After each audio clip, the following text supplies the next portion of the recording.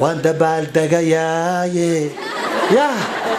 قبلها بودبودايا او دبال دقايا maxay ku dabaaldegayaan imisa boqolkun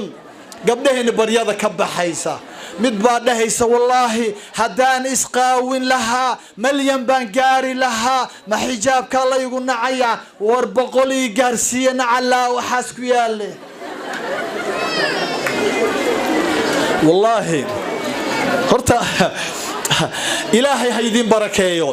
ilaahay idin barakeeyo tartan ayaa la galay